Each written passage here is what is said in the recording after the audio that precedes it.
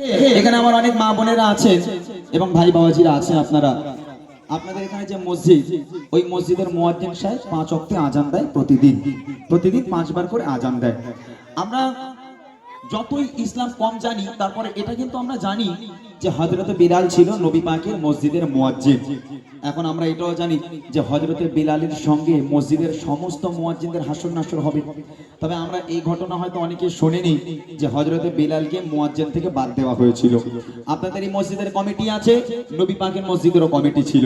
এখানে মুয়াজ্জিন আছে, সেখানে মুয়াজ্জিন ছিল। এখানে ইমাম আছে, সেখানে ইমাম ছিল।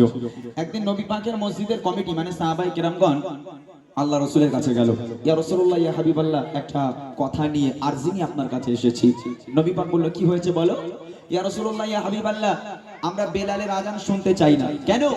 বেলাল ছিল তোতলা, বেলালের আওয়াজ তুতলে যেত, বেলালের কণ্ঠ ভালো ছিল না, বেলালের আজানে ভুল হয়। অতএব আমরা বেলালের আজান শুনবো না। বেলালকে বাদ দিয়ে একজন কারি সাহেব সাহাবাকে আমরা মুয়াজ্জিন নিযুক্ত করতে চাই, যার কণ্ঠ মধুর মতো প্রত্যেকদিন 5 বার মধুর সুরে আজান দেবে, এরকম একটা মুয়াজ্জিন রাখতে চাই। আমার নবী পাক বলল, তোমরা যেটা পারো সেটা করো, আমি কোনো রায় দেবো না, তোমাদের ভালো লাগলে তোমরা করো। হযরতে বিলাল মসজিদে আজান দেওয়ার জন্য এলো। সাহাবায়ে কেরামগণ বলছে, ও বিলাল, তোমার আজান দিতে হবে না, তুমি বাড়ি চলে যাও। বলছে কেন? বলেন, আমরা কমিটি থেকে সিদ্ধান্ত নিয়েছি তোমাকে মুয়াজ্জিন রাখবো না। আজ থেকে একটা নতুন মুয়াজ্জিন, নতুন সাহাবাকে রাখা হলো, তার কণ্ঠ ভালো, সে মধুর সুরে আজান দেবে, তুমি বাড়ি চলে যাও। হযরতে বিলাল মনটা মলিন করে চোখের পানি টপ টপ টপ টপ করে ফেলতে ফেলতে হযরতে বিলাল বাড়ির পথে রওনা হয়ে গেল। ছোট্ট একটা ঘটনা, তবে শোনেন, এই গজল থেকে আমরা শিক্ষা নেব। 5 বার যে আজান হয় মসজিদে, আপনারা আজান শুনতে পান, এই আজান অ্যাকচুয়ালি কি জিনিস, আজানের মধ্যে কি ভালোবাসা লুকিয়ে আছে, কবি সন্তের মাধ্যমে লিখছে, মনোযোগ দিয়ে শুনবেন। ভেসে আসে মিনার গন্ধে মধুর আজান, যে আজানে মুগ্ধ ছিল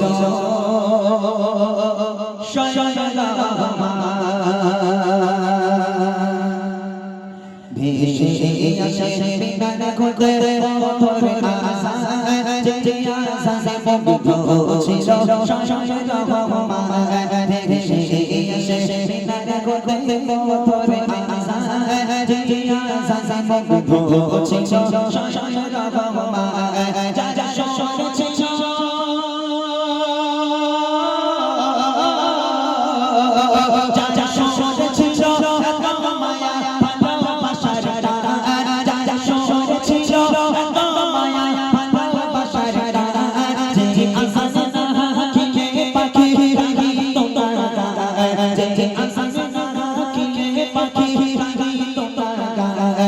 ভেসে আসে মিনার গন্ধে মধুর আজান, যে আজানে মুগ্ধ ছিল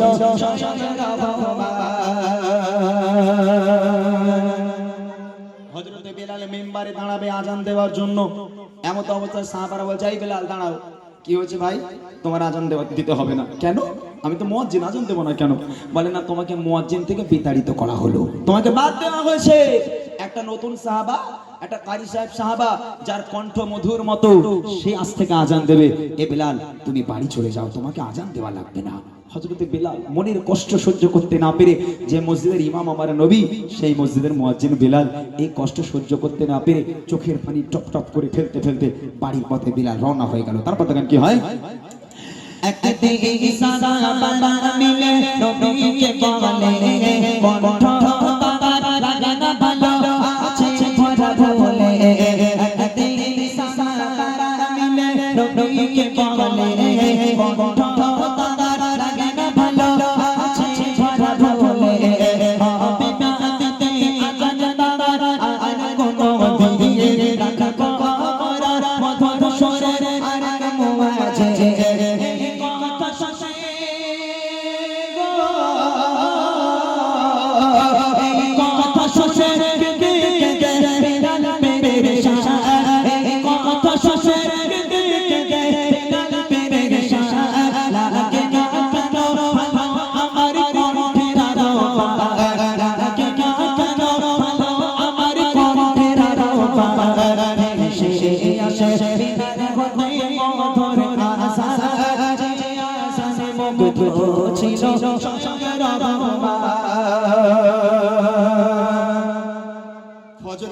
হয়ে গেল, ভোরের বেলা নতুন মুয়াজ্জিন আজান দিতে এলো।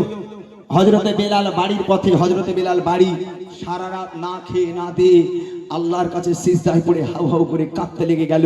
আর ফজরের ওয়াক্ত ভোরের সময় হয়ে গেল, নতুন মুয়াজ্জিন ছুটে ছুটে মসজিদে নববী শরীফে এলো আজান দেবে। এই দেখেন, যে মসজিদের ইমাম আমার নবী, একটু প্রেসার দাও, যে মসজিদের ইমাম আমার নবী, সেই মসজিদের মুয়াজ্জিন হওয়া চারটি গুণী কথা নয়। অতএব মুয়াজ্জিন, নতুন মুয়াজ্জিন তো আনন্দের সঙ্গে খুশি খুশি মনে সারা রাত না ঘুমিয়ে সবার আগে মসজিদে এসে হাজির, আজান দেবে। ওয়াক্ত হয়ে গেল, টাইম হয়ে গেল ফজরের। নতুন মুয়াজ্জিন মেম্বারে দাঁড়িয়েছে, দাঁড়িয়ে শুরু করেছে আসসালাতু খায়রুম মিনান নাওম, ঘুম থেকে নামাজ উত্তম। আজান শেষ হয়ে গেল, সকাল হয় না। তখন নতুন মুয়াজ্জিন মনে মনে করছে যে আমি নতুন, টাইমের গন্ডগোল একটু হলে হতে পারে। অতএব ওই মুয়াজ্জিন কি করলো, কিছুক্ষণ সময় হোল্ড করে আবার একবার মেম্বারে গেল।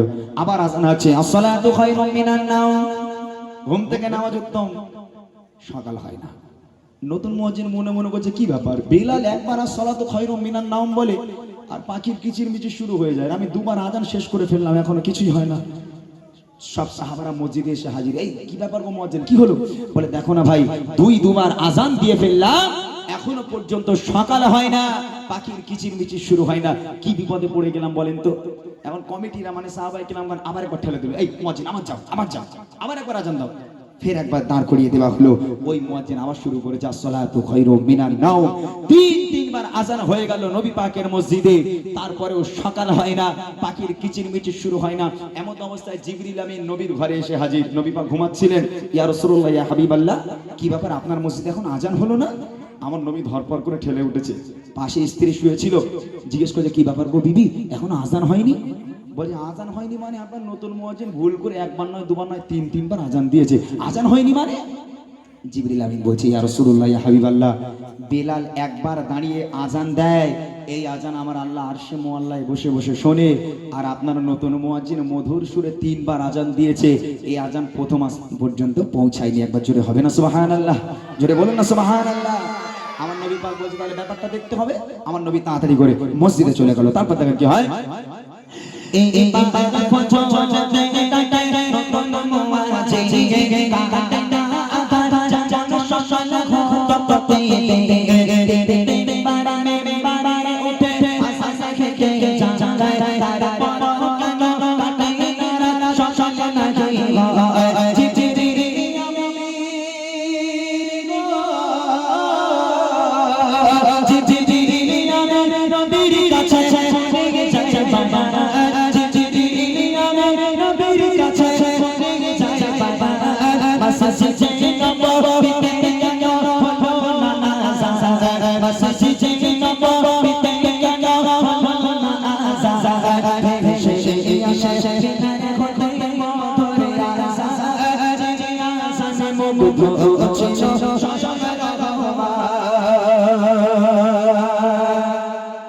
এইবারে দেখেন আমার নবী মসজিদে এলো, সাহাবায়ে কেরামগণ ঘিরে ধরেছে, ইয়া রাসূলুল্লাহ, ইয়া হাবিবাল্লাহ, কি বিপদ, আমরা কি সকালের আলো দেখতে পাবো না?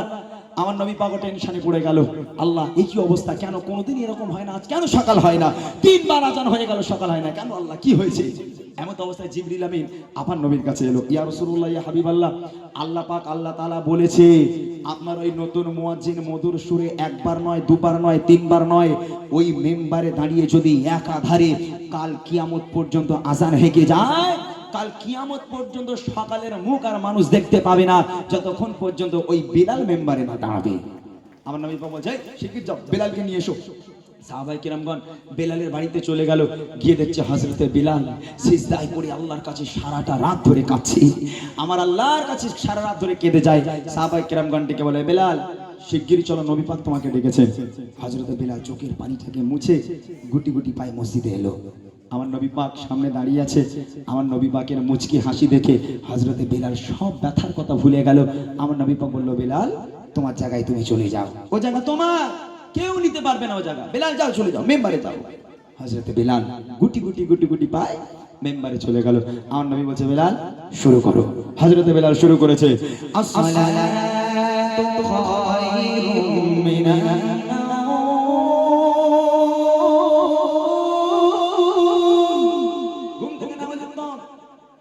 হযরতে বেলাল একবার শুরু করেছে, আবার বলছে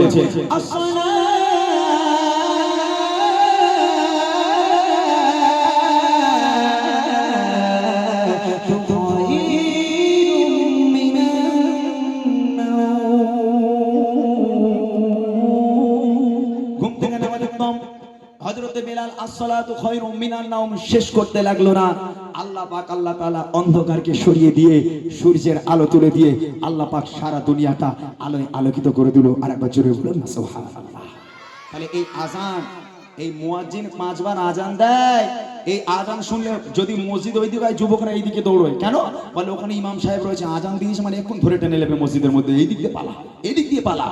কিন্তু এই আজান আনবে তোমার আল্লাহর প্রতি ভালোবাসা, রাসূলের প্রতি মহব্বত আনবে এই আজান। কত মায়েরা আছে যারা আজান হলে মাথায় কাপড় পর্যন্ত দেয় না, হ্যাঁ খেয়ালই নেই। তবে এই আজান কি জিনিস, হাদিস কোরআন একটু ঘেঁটে নাও, বুঝতে পারবে এই আজানের মধ্যে আল্লাহর কত ভালোবাসা লুকিয়ে আছে। শেষ কথা কবি লিখছে দেখেন, আদেশ করে দয়াল নবী ও সাহাবারা বেলাল কে তোমরা আবার দোবারা যখনই বেলাল পড়ায় মেবারা আধার ঢেলে যখন উঠছে হাসি তাই বলি ইমরান এ আজানের অনুশাসন যে আসান তোমায় আনবে প্রভুর প্রতি ফেরেরা, যে আসান তোমায় আনবে প্রভুর প্রতি ফেরেরা, সে আসে নারা বন্দে বন্দরে আসা যে আসান মগুধু ছো